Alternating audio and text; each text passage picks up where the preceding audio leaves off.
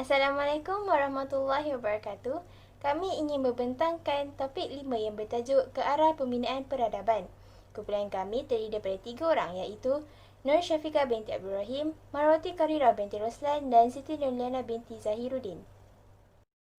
Ini adalah subtopik untuk bab 5. Subtopik yang pertama ialah konsep dan pembentukan negara. Yang kedua ialah perbezaan konsep negara dan bangsa. Yang ketiga ialah negara dan kewarganegaraan. Keempat ialah kepelbagaian idea bangsa idaman. Dan yang kelima ialah etos bangsa dan etnosimbolisme bangsa Malaysia. Jadi, apakah yang dimaksudkan dengan peradaban? Menurut Kamus Dewan Bahasa dan Pustaka, peradaban adalah sistem dan tahap perkembangan sosial sesuatu bangsa, yakni kemajuan sosial dan kebudayaan sesuatu bangsa. Peradaban juga dikenali sebagai tamadun atau secara ringkasnya adalah perkembangan manusia. Jadi, topik ini akan mengupas mengenai pembinaan peradaban yang membentuk sebuah negara bangsa didiami oleh masyarakat daripada pelbagai latar belakang dan budaya.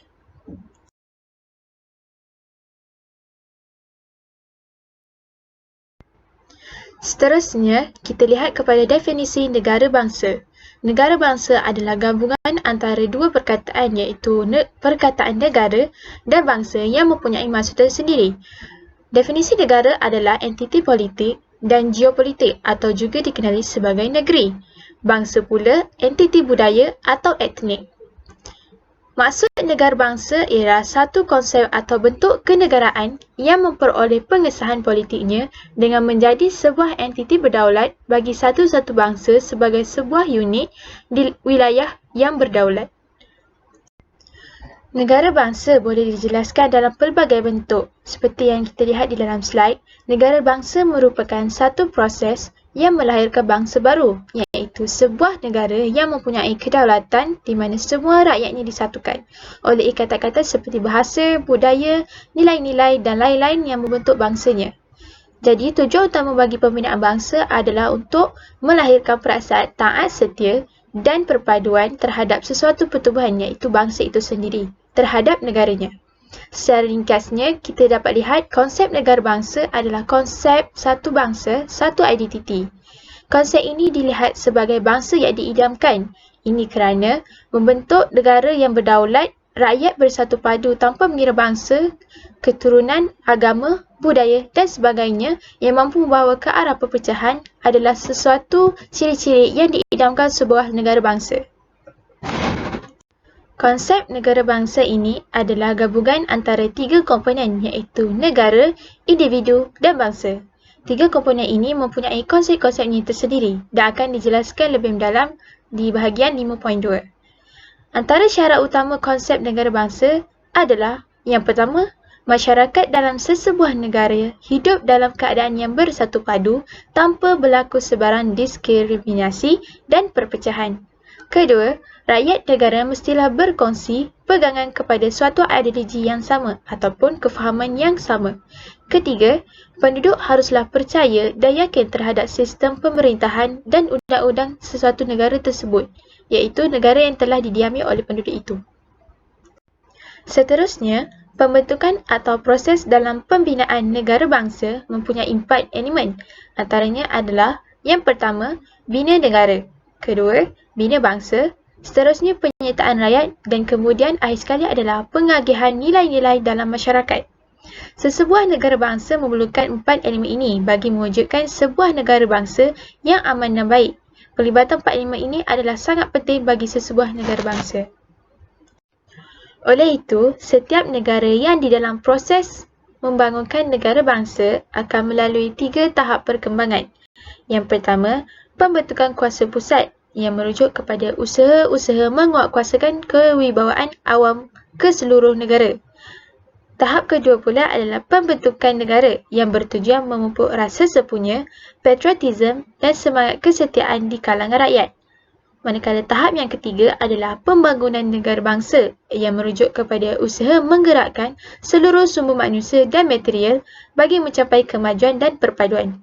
Bagi negara-negara Eropah, mereka mempunyai masa yang panjang untuk menyelesaikan peringkat terawal pembangunan negara bangsa ini. Akan tetapi, negara Malaysia dan negara lain yang merdeka selepas Perang Dunia Kedua terpaksa melaksanakan ketiga-tiga proses tersebut secara serentak dan dengan kadar yang lebih cepat berbanding dengan negara-negara maju. Ini kerana negara-negara bangsa yang baru dibina sedang mengalami kecelaruan dalam pelbagai aspek. Antaranya adalah kecelaruan politik, budaya, agama, ekonomi, perjuangan, bahasa dan juga identiti.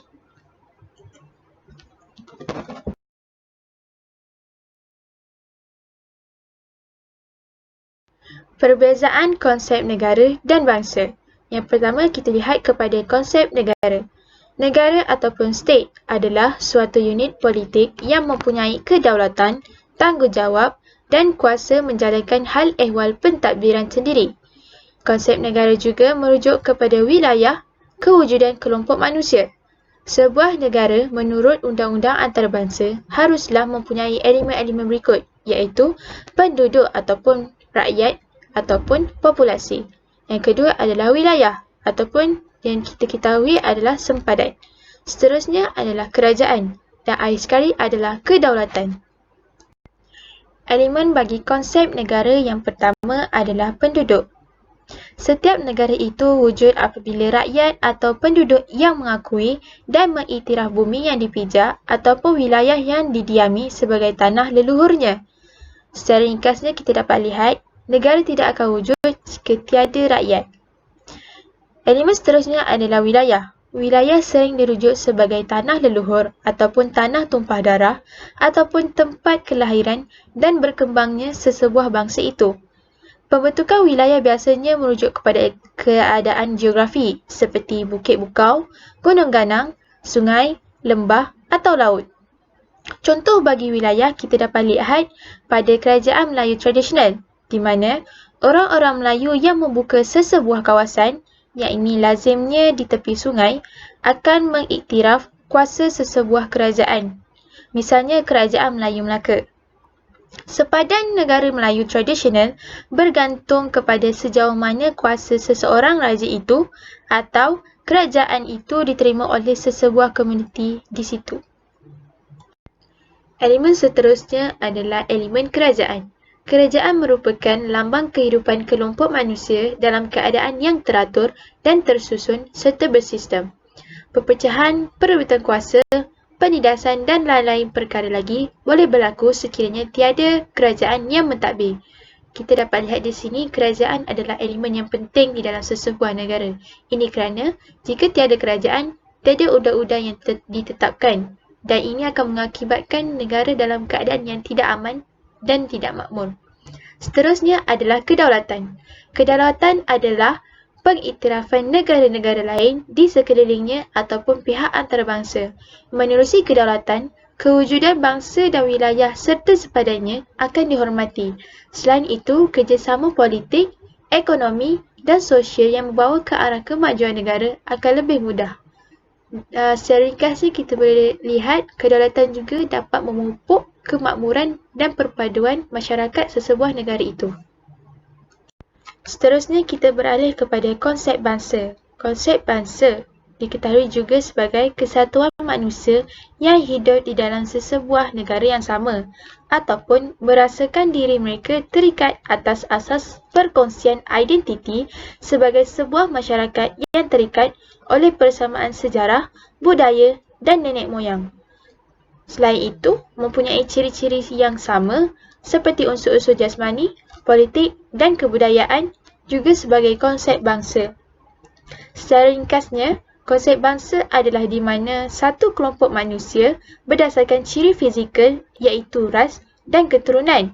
Seterusnya, kaum iaitu kumpulan etnik berdasarkan ciri kebudayaan. Dan yang terakhir adalah satu komuniti politik dalam wilayah tertentu. Seterusnya, saya akan menerangkan tentang warga dan kewarganegaraan. Warga negara adalah anggota rasmi dari suatu negara tertentu. Menurut Kamus Dewan edisi ketiga, warga negara merupakan rakyat sesebuah negara yang terdiri daripada penduduk asli ataupun orang asing yang telah diterima menjadi rakyat mengikut undang-undang.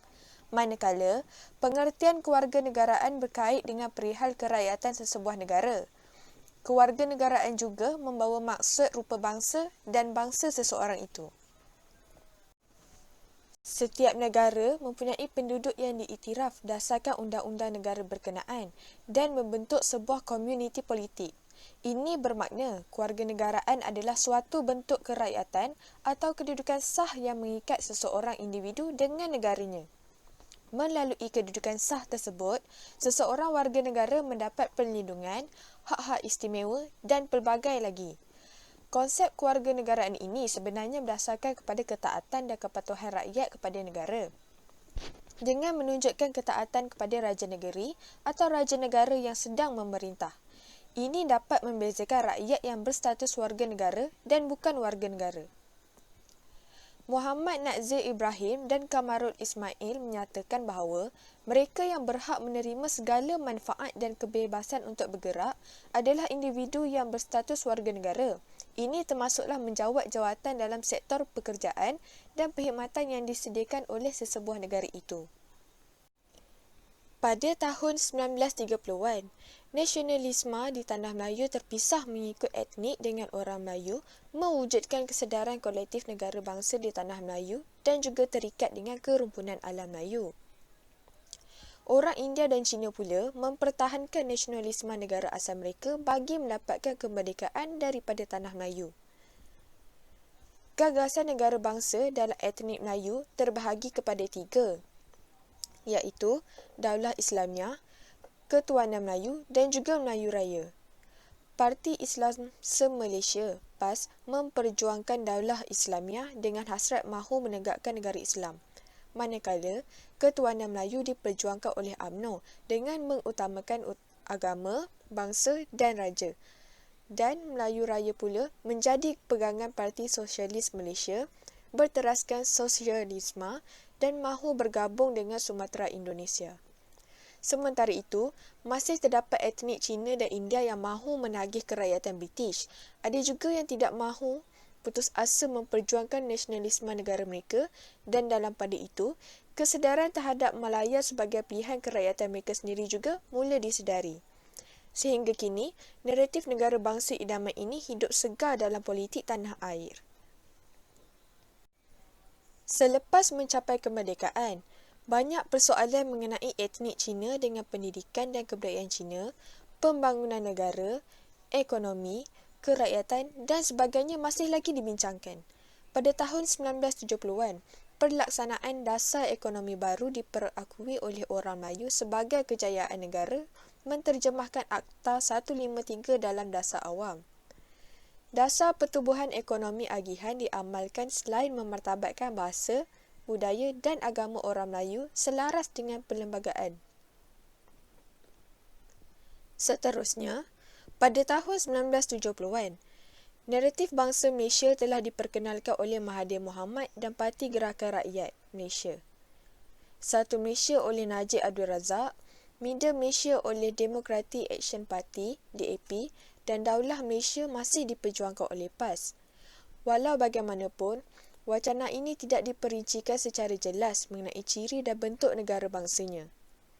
Akhir-akhir ini pula, Parti Amanah Negara, parti sepihan daripada PAS, membawa naratif Rahmatan Lil Alamin, PKR dengan keadilan dan bersatu memperjuangkan dan mempertahankan agama, bangsa dan tanah air beracuan Melayu. Ini jelas membuktikan bahawa naratif negara bangsa Malaysia masih lagi di peringkat negara idaman dan dalam proses pembentukan untuk disepakati bersama. Orang Melayu telah menolak pelaksanaan Malayan Union yang diwujudkan British dan mendesak pembentukan negara bangsa Melayu yang tersendiri. Walau bagaimanapun, bangsawan Melayu dan kepimpinan etnik India dan Cina dengan British telah mewujudkan persefahaman bersama melalui tolak ansur dan perundingan di antara Sultan sehingga terbentuknya negara bangsa yang berlainan dengan negara-negara jirannya. Permufakatan yang diterima bersama semasa dalam proses perbincangan jawatan kuasa perhubungan antara kaum 1949 dan di peringkat parti-parti politik 1952 adalah hegemoni politik di Tanah Melayu dengan memperakui dan menerima anak watan dan komuniti migran diberikan kerakyatan negara seperti yang termaktub dalam Perlembagaan Persekutuan 1957. Perlembagaan Persekutuan mencerminkan kenyataan sejarah panjang berkenaan di mana Melayu, Islam, Bahasa Melayu, Raja dan Artikel 153 berkenaan kedudukan Melayu dalam negara dijadikan pasak negara bangsa di dalam perlembagaan. Manakala, minoriti lain diikat di tapak integrasi, di mana yang di-Pertuan Agong simbol perpaduan negara, Islam agama rasmi persekutuan, namun agama-agama lain tetap boleh diamalkan dalam aman dan sejahtera. Bahasa Melayu pula adalah bahasa kebangsaan dan bahasa perpaduan, tetapi bahasa ibunda lain boleh dipelajari dan Akta 153 yang di-Pertuan Agong menjamin kepentingan minoriti lain.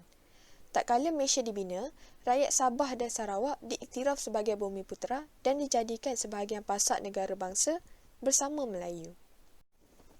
Di Asia Tenggara, Malaysia adalah satu-satunya negara yang dibentuk berasaskan integrasi dan bukannya asimilasi. Konsep integrasi ini berbeza daripada konsep asimilasi, di mana integrasi merupakan satu proses bagi mewujudkan satu identiti nasional dalam kalangan kumpulan yang terpisah dari segi kebudayaan, sosial dan lokasi dalam sesebuah unit politik. Proses untuk membina sebuah masyarakat integrasi adalah amat sukar dan kompleks. Integrasi yang berlaku melalui 6 unsur, iaitu integrasi wilayah, ekonomi, kebudayaan, sosial, pendidikan dan politik. Manakala, asimilasi pula adalah proses percantuman dan penyatuan di antara etnik yang berlainan budaya sehingga membentuk satu kelompok dengan kebudayaan dan identiti yang sama. Asimilasi wujud apabila adanya interaksi yang erat dalam kalangan ahli kumpulan etnik yang berlainan pada jangka masa yang lama. Etnik minoriti sedia menerima budaya etnik yang lebih dominan sebagai cara hidup mereka dalam kehidupan seharian. Asimilasi mutlak menyebabkan berlakunya penghapusan penuh perbezaan dari segi identiti dan kebudayaan. Walau bagaimanapun, proses integrasi yang diwujudkan menyebabkan perpaduan antara rakyat yang berbilang bangsa masih tidak teguh. Tiada kerukunan antara kaum di Malaysia berbanding negara serantau yang dibentuk berasaskan asimilasi seperti Thailand dan Indonesia. Kita dapat lihat, seperti di majlis formal contohnya, perkenalan antara dua pihak hanya pada permukaan sahaja dan tidak ada interaksi yang begitu erat. Pelbagai inisiatif dilancarkan oleh kerajaan bagi memupuk ke arah perpaduan rakyat. Antaranya adalah dengan menjadikan bahasa Malaysia sebagai bahasa perpaduan, Gagasan Satu Malaysia, Rukun Negara dan Wawasan 2020. Namun, masih tidak juga menampak hasil. Perpaduan dan permuafakatan hanyalah satu impian dan masih belum dicapai sepenuhnya di negara ini. Sebaliknya, apa yang wujud dalam kalangan rakyat adalah kesepaduan, disebabkan adanya perkara yang dipersetujui bersama dan ada yang sebaliknya, maka proses ke arah membina perpaduan itu sukar untuk dilakukan. Kita beralih pula kepada topik kepelbagaian idea bangsa idaman. Bangsa idaman bukanlah suatu konsep yang baharu. Seorang sarjana Amerika, iaitu Robert Rothberg, telah mengkaji nasionalisme orang Afrika dan beliau memperkenalkan konsep Nations of Intent sejak tahun 1966. Di mana konsep ini juga digunakan di Malaysia pada tahun 1957 oleh Rustam Ehsani bagi mengkaji asal muasal gerakan Kiri Melayu. Wujudnya 3 keadaan di Asia Tenggara selepas kejatuhan penjajah, iaitu pertama, konsep satu negara bangsa dalam satu entiti, contohnya di Brunei.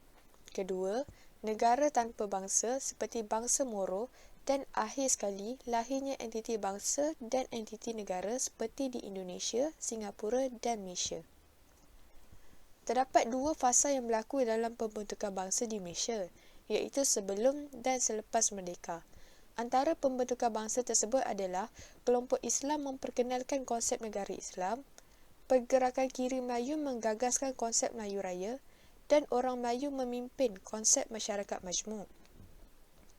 Walau bagaimanapun, pihak British hanya menerima konsep Malay Led Plural Society sahaja pada ketika itu.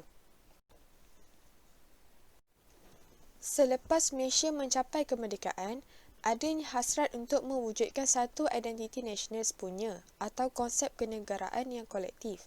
Impian ini antaranya telah melahirkan konsep Malaysian Malaysia yang popular ketika tahun 1960, diperkenalkan oleh Lee Kuan Yew ketika Singapura berada dalam Persekutuan Tanah Melayu. Di samping itu, pembangunan bangsa seperti Gagasan Satu Malaysia dan Wawasan 2020 juga turut diperkenalkan selepas merdeka. Malah di Borneo, wujud konsep seperti Sabah for Sabahan dan Sarawak for Sarawakian. Walaupun begitu, konsep-konsep yang lahir di Borneo ini tidak begitu popular kerana hanya dicetuskan dengan bantuan sosial media oleh kelompok strategi internet. Syamsul menekankan bahawa tidak banyak perubahan yang dialami melalui pembangunan bangsa pasca PRU 14. Melalui kepimpinan Mahathir, konsep Malay Led Plural Society dikekalkan. Dalam konteks hari ini pula, parti-parti politik seperti UMNO, PAS dan Bersatu yang mengangkat konsep bangsa idaman ini. Menurut beliau lagi, penegasan banyak diberikan kepada interetnik, iaitu hubungan antara kaum dari aspek hubungan kemasyarakatan. Namun, peri penting intraetnik atau hubungan dalam kaum dipinggirkan. Kepelbagaian dan ketidaksamaan yang lahir antara kaum di Malaysia ini adalah sesuatu yang perlu diraihkan. Meskipun demikian, Syamsul mengatakan bahawa kita sering tidak melihat perbezaan-perbezaan ini dalam dikotomi yang positif tetapi negatif. Perbezaan ini tidak seharusnya disyukuri, malah ianya sesuatu yang perlu dilawan. Antara isu yang masih membelenggu politik era Malaysia baharu ini dihalang oleh konflik politik identiti yang dimanifestasikan ialah seperti isu hudud, Aisat, negara Islam dan juga tulisan Jawi. Lebih-lebih lagi, semasa isu ini begitu sensitif yang bergerak mengikut perasaan dan jauh daripada pemikiran logik. Zairil H. Johari menerangkan dalam artikel The Great Malaysian Dichotomy bahawa masyarakat Malaysia memegang dua naratif besar secara umum. Kelompok yang pertama ialah masyarakat yang meyakini kemajuan dan pembangunan negara ini dibina atas dasar kebudayaan Melayu yang dominan. Dalam kepercayaan ini, mereka mengakui akan ketuanan Melayu dalam masyarakat Malaysia dan identiti etnik lain tidak dilihat begitu penting. Mereka juga mempercayai kedudukan Melayu dan Islam yang dominan, tetapi masih berpandukan Perlembagaan Malaysia. Manakala, kelompok kedua berpaksikan kepada idea Malaysian Malaysia, iaitu mereka menafikan sejarah dan kebudayaan terdahulu dan menganggap bahawa kemerdekaan pada tahun 1997 merupakan satu reset batin di mana semua identiti adalah setara. Di samping itu, mereka juga berpegang kepada Perlembagaan Malaysia yang sama seperti kelompok pertama, namun beliau mentafsirkan perlembagaan itu bersifat sekular dan tidak memihak kepada mana-mana etnik atau kaum. Gagasan bangsa idaman ini sewajarnya menjadi titik pertemuan antara golongan sekular dan golongan tradisional yang jumud yang beranggapan bahawa detik kemerdekaan sebagai reset batin di mana semua etnik dan kaum mempunyai hak yang sama.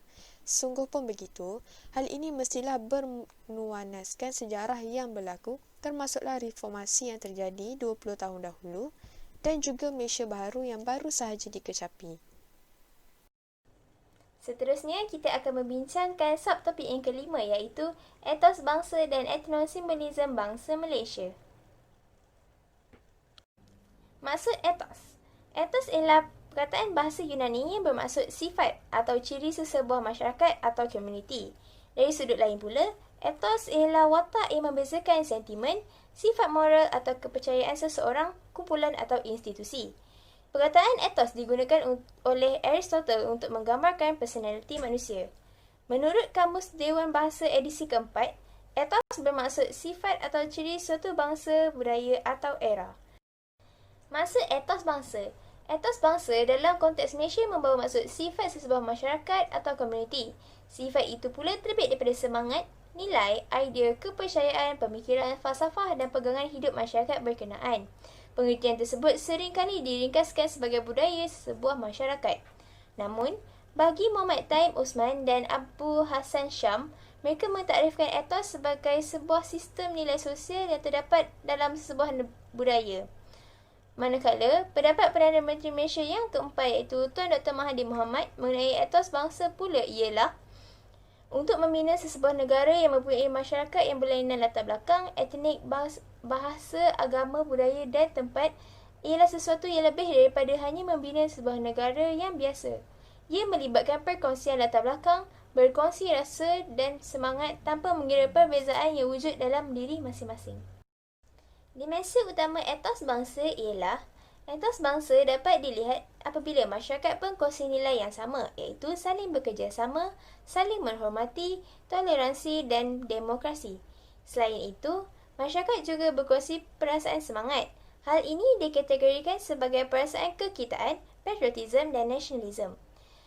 Etos lebih merujuk kepada sistem nilai sesebuah masyarakat.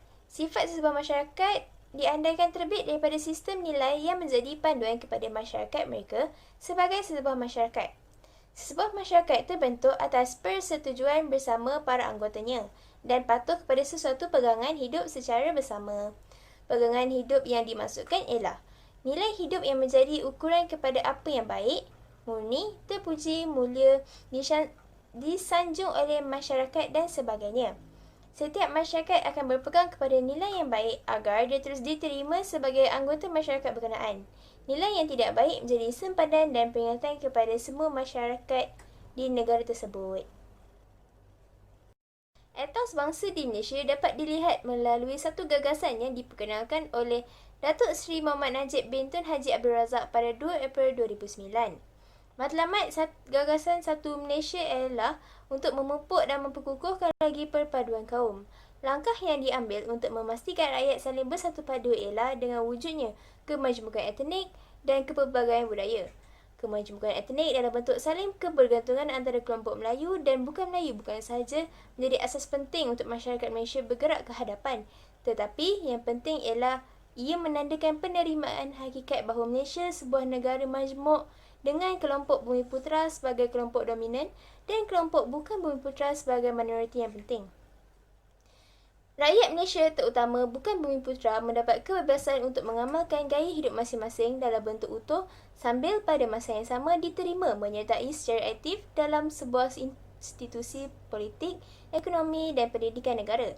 Kebebasan ini yang menjadi ciri demokratik unggul selain sifat hidup yang bermasyarakat istimewa dalam sebuah negara majmuk. Etos Semiolism Bangsa Malaysia. Walaupun konsep identiti nasional, kebangsaan dan etos bangsa dikaitkan dengan bangsa, mengukurnya adalah sulit hanya kerana dapat dipantau bentuk dan intensitinya di negara itu.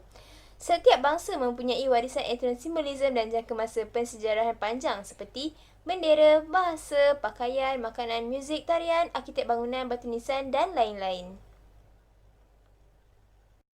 Itu saja pembentangan dari kami. Sekian, terima kasih. Assalamualaikum warahmatullahi wabarakatuh.